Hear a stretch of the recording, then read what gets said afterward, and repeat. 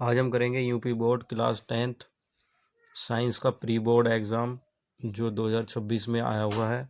इसके हम numerical questions करेंगे व ऑब्जेक्टिव क्वेश्चंस करेंगे। तो आइए शुरू करते हैं।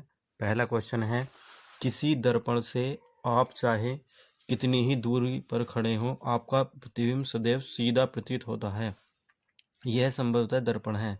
तो ये जो या तो हो सकता है यह समतल हो सकता है या उत्तल, क्योंकि इन दोनों में ही जो प्रतिबिंब होता है वो सीधा प्रतीत होता है। अगला क्वेश्चन, दूसरा क्वेश्चन, मानव नेत्र अभिनेत्र लेंस की फोकस दूरी को समायोजित करके विभिन्न दूरियों पर रखी वस्तु को फोकस कर सकता है। ऐसा हो पाने का कारण है, तो इसका कारण होता है समंजन क्षमता। अगला क्वेश्चन देखते हैं, प्रतिरोध आर के किसी तार के टुकड़े को 5 बराबर भागों में काटा जाता है।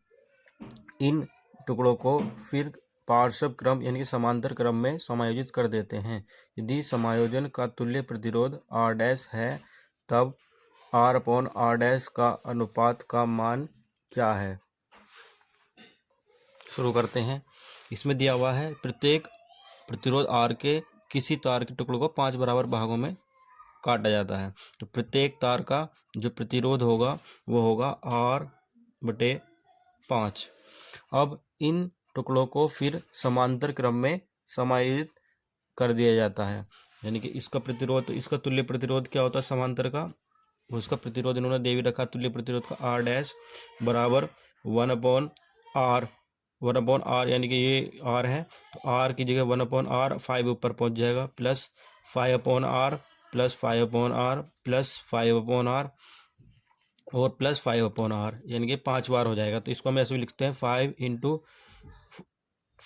5 में R 1/R डैश, क्योंकि ये 5 है, 5 से गुणा कर लेंगे, 5 × 25 और ये हो जाएगा R में R डैश बराबर 25। यही हमसे अनुपात पूछा है इसने कि R/R डैश का अनुपात क्या होगा, तो इसका आंसर हो जाएगा ऑप्शन नंबर डी।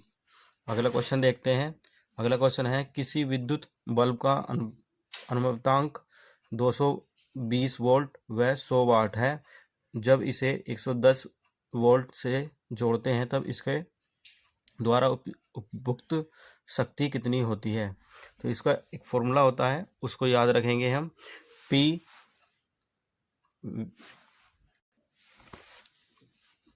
अनुक्रमानुपाती V², या हम इसको लिख सकते हैं P1/P2 बराबर V1/V2 का होल स्क्वायर। अब इसमें जो जो दे रखा है वो लिखते चले जाएंगे हम। इसमें देखा है 220 वोल्ट, तो V1 कितना हो गया 220 वोल्ट, और दूसरा दे रखा है 110 वोल्ट का होल स्क्वायर अपोन में P1 हो जाएगा 100 वाट अपोन में P2। सोल्व करेंगे इसे, 0 11 दूनी 22, यानी कि 100/P2 बराबर ये हो जाएगा 2 का वर्ग 4। सोल्व कर लेंगे, 4 × 4 और ये जो कटेगा इससे 25 है, 25 का 100, तो ये जगह इधर पहुंच जाएगा, तो P2 बराबर 25 वाट। यह आंसर हो जाएगा ऑप्शन नंबर डी। अगला क्वेश्चन देखते हैं। अगला क्वेश्चन है हमारे पास विद्युत धारा मापने वाली युक्ति को क्या कहते हैं, तो इसको कहते हैं एमीटर। क्वेश्चन नंबर 6, निम्नलिखित में से कौन सा नियम लंबे विद्युत धारावाही तार के निकट चुंबकीय क्षेत्र की दिशा को व्यक्त करता है, तो इसका आंसर हो जाएगा दाएं हाथ के अंगूठे का नियम। अगला क्वेश्चन देखते हैं, सामान्य दृष्टि के लिए स्पष्ट दूरी की न्यूनतम दूरी होती है, तो ये होती है 25 सेंटीमीटर।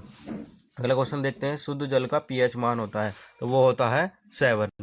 अगला क्वेश्चन नंबर 9, निम्नलिखित रासायनिक अभिक्रिया किस प्रकार की अभिक्रिया है, तो ये एक अवक्षेपण अभिक्रिया है। जब दो जलीय विलयन मिलकर एक ठोस का निर्माण करते हैं तो ये अवक्षेपण अभिक्रिया कहलाती है। क्वेश्चन नंबर 10, प्रयोगशाला में सर्वप्रथम किस कार्बनिक यौगिक का निर्माण हुआ था, तो ये हुआ था यूरिया का। अगला देखते हैं, एल्केन का सामान्य सूत्र क्या है, तो ये होगा CnH2n+2। ये एल्कीन का होगा और ये एल्काइन का। अगला क्वेश्चन देखते हैं, सिन बार का रासायनिक सूत्र क्या है, तो यह है मर्क्यूरिक सल्फाइड। अगला क्वेश्चन, कार्बन परमाणु की संयोजकता होती है, तो ये होती है 4। अगला क्वेश्चन है, सूचनाओं के चालान के लिए विशिष्टकृत ऊतक पाए जाते हैं? तो ये पाए जाते हैं जंतुओं में। अगला क्वेश्चन है हमारे पास, पुष्प के निम्न में से किस भाग में जनन कोशिकाएं होती हैं? तो ये होती हैं, इसका आंसर हो जाएगा पुंकेसर में। अगला क्वेश्चन है क्वेश्चन नंबर 16, निम्न में से कौन सा हार्मोन हमारे शरीर में कार्बोहाइड्रेट, प्रोटीन एवं वसा के उपपचय का नियंत्रण करता है? तो इसका आंसर हो जाएगा थायरोक्सिन। अगला क्वेश्चन है हमारे पास, शुक्राणु का निर्माण होता है? तो ये होता है वृषण में। अगला क्वेश्चन है, महिलाएं एक्स गुणसूत्र का प्राप्त करती हैं? तो ये करती हैं अपने पिता से। अगला क्वेश्चन है, निम्न में कौन एक उत्पादक है? तो ये हरे पौधे एक उत्पादक हैं। अगला क्वेश्चन नंबर देखते हैं 20, वृद्धि का संदमन करने वाला पादप हार्मोन है? तो ये होता है एफसीसीएस अम्ल। भौतिक विज्ञान के जो न्यूमेरिकल क्वेश्चंस बने हैं उन्हें आज देखते हैं किस प्रकार करेंगे। पहला क्वेश्चन है, एक कार की हेडलाइट में अवतल परावर्तक लगा है। दीप्त यानी वस्तु तंतु की लंबाई 4 मिलीमीटर है। तंतु का प्रतिबिंब 40 सेंटीमीटर बड़ा तथा परावर्तक से 5 मीटर की दूरी पर बनाने के लिए कितनी फोकस दूरी का परावर्तक लगाना होगा? तो यह एक अवतल दर्पण है। अवतल दर्पण जिसका फॉर्मूला होता है 1/f बराबर 1/v प्लस 1/u। देखते हैं इसमें क्या क्या हमें दे रखा है। दीप्त तंतु की लंबाई 4 मिलीमीटर है, यानी कि वस्तु की जो लंबाई है, ऊंचाई है, जिसे हम h ऑब्जेक्ट से डिनोट करेंगे। इधर देखिए 4 मिलीमीटर, जिसको हम लिख सकते हैं, मिलीमीटर का मतलब 1/10, यानी कि 2/5 लिख सकते हैं या 4/10 लिख लेंगे। आगे देखते हैं, तंतु का प्रतिबिंब 40 सेंटीमीटर बड़ा है, यानी कि जो वस्तु की जो इमेज है वो 40 सेंटीमीटर है। आगे परावर्तक से 5 मीटर की दूरी पर बनने के लिए, यानी कि v जो दे रखा है हमें, वो दे रखा है 5 मीटर। तो कितनी फोकस दूरी की जरूरत पड़ेगी? और इसमें हमसे आवर्धन भी पूछा है। तो इसमें फॉर्मूला होता है m बराबर, आवर्धन m बराबर होता है HI/H0 बराबर -v/u। इनकी वैल्यू रखेंगे। HI का मान कितना दे रखा है हमें? 40, और H0 का मान क्या दे रखा है हमें? 4/10, 10 ऊपर पहुंच जाएगा, बराबर -v की जगह कितना दे रखा है हमें?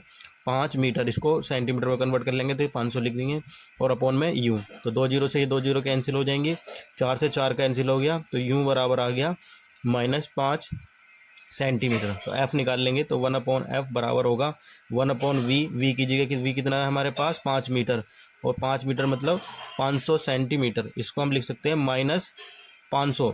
v की वैल्यू जो माइनस में लेंगे, और ये v कितना है यहाँ पर, प्लस माइनस माइनस हो जाएगा, और u की जगह कितना जाएगा? 1/5। माइनस इसमें से कॉमन ले लेंगे तो ये हो जाएगा 1/500 प्लस 1/5।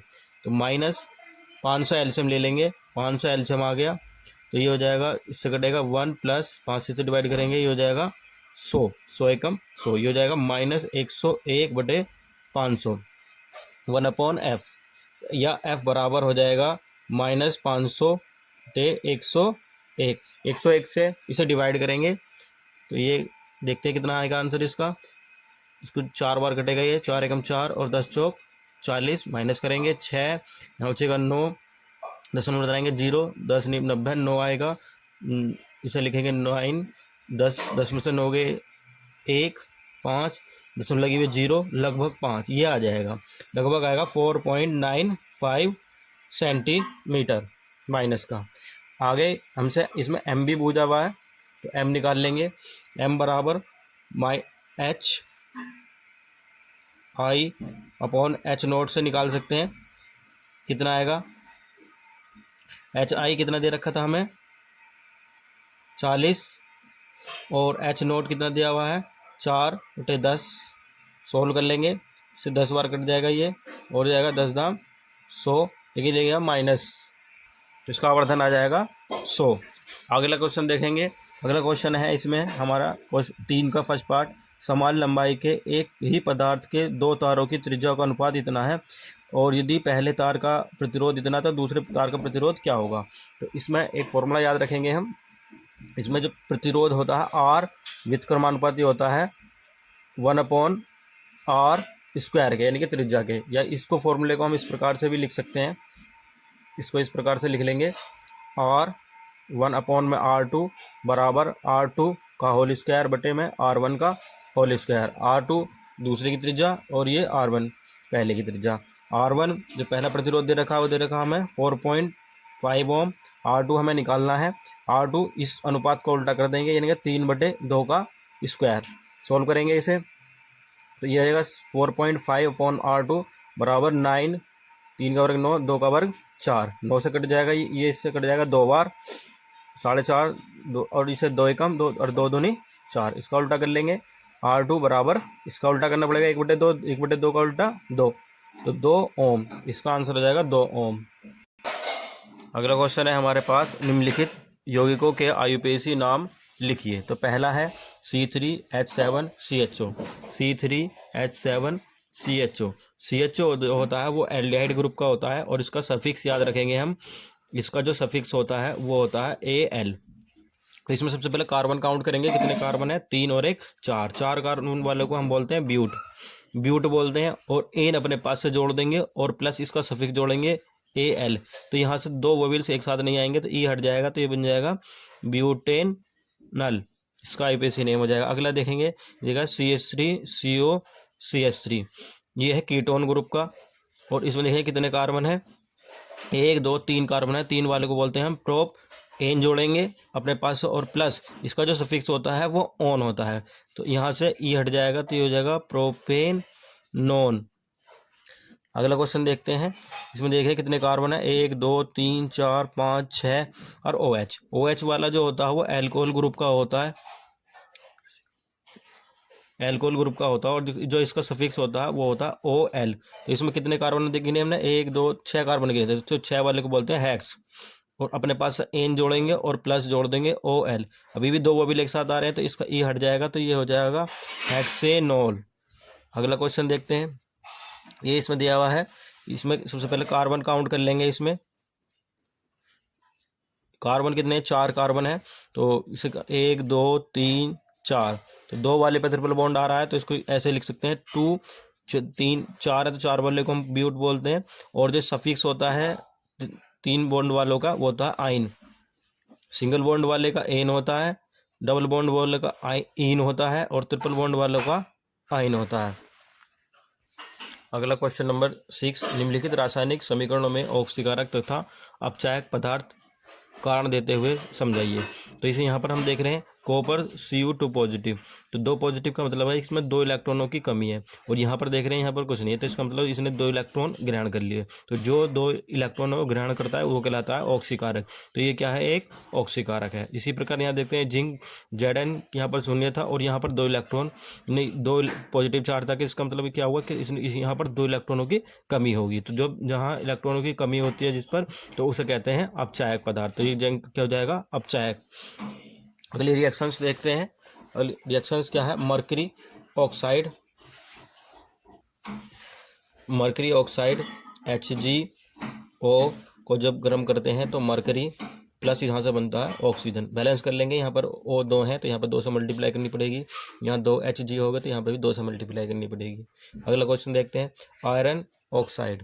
तो आयरन Fe थर्ड वाला है ये, तो Fe2O3 प्लस एल्यूमिनियम। तो ये क्या होगा, प्रतिस्थापन अभिक्रिया हो जाएगी, ये Al Fe की जगह ले लेगा, तो ये हो जाएगा Al2O3 प्लस Fe। यहाँ पर से बैलेंस कर लेंगे, यहाँ पर है Al 2 है तो यहाँ पर भी 2 कर लेंगे, और यहाँ Fe 2 है तो यहाँ 2 से मल्टीप्लाई कर लेंगे। अगला क्वेश्चन देखते हैं, जिंक कार्बोनेट ZnCO3। तो इससे क्या बन रहा है, जिंक ऑक्साइड बन रहा है, और प्लस यहाँ बचेगा कार्बन डाइऑक्साइड। अगला देखते हैं, copper sulphide Cu2S plus cuprous oxide, तो ये लिखें C2O।